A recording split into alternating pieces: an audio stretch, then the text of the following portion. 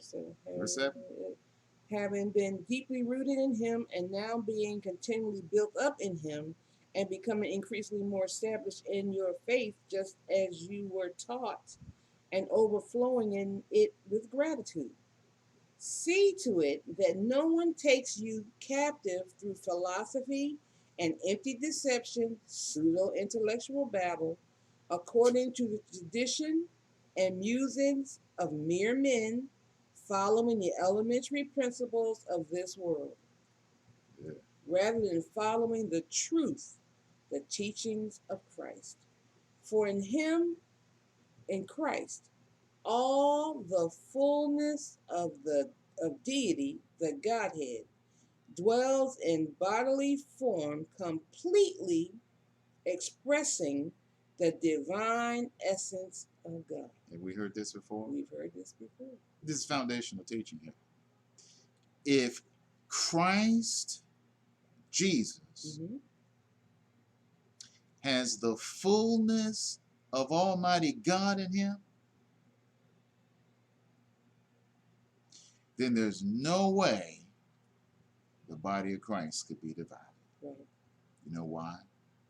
Because the body of Christ has a head.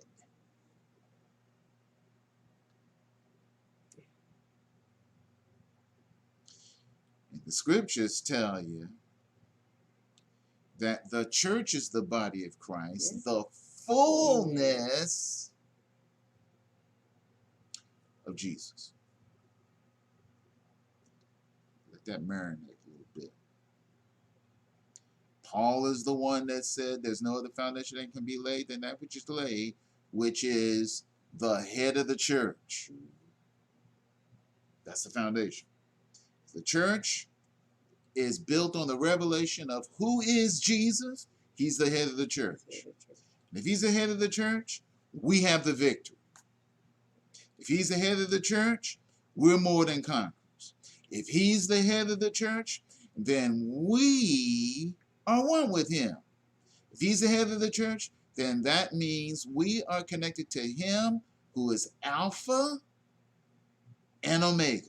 That means we're connected to him, which is the first and the last. We're connected to him who is the author and finisher of our faith. Our foundation is not faith. Our foundation is Jesus. Jesus is the person that we're connected to. Jesus is the person we have relationship with. Right. And that relationship is what faith is. Never forget it. Now, if you go down here where you just read down here about 8 and 9, you'll see what Paul is doing here in this entire letter. Remember, this letter was written because there were some yahoos coming down here giving this psychobabble, Jesus is not God. And read verse 8 one more time.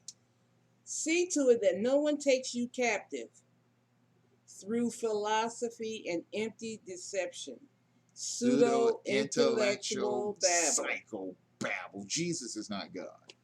Right? Come on, now, man. We believe it or not, we are both college graduates.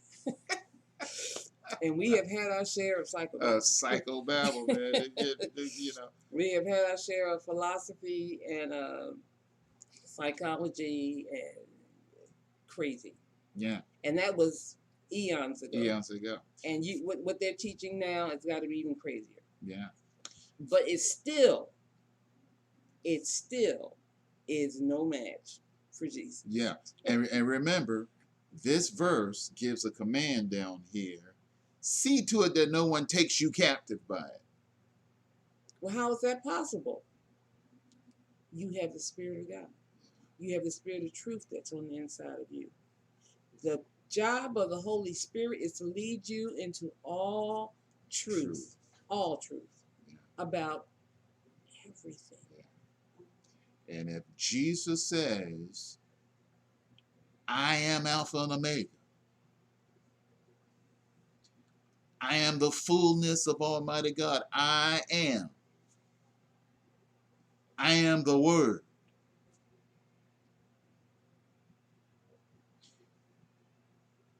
you can take it to the bank. Mhm. It's true. It's true. And there's enough in that truth to make all the psychobabble you've heard all your life fall at your feet. Yeah. And the bottom line to it is that if Jesus is Alpha and Omega, if Jesus is the head of the church, if Jesus is the King of Kings and Lord of Lords, then that means that there is one body.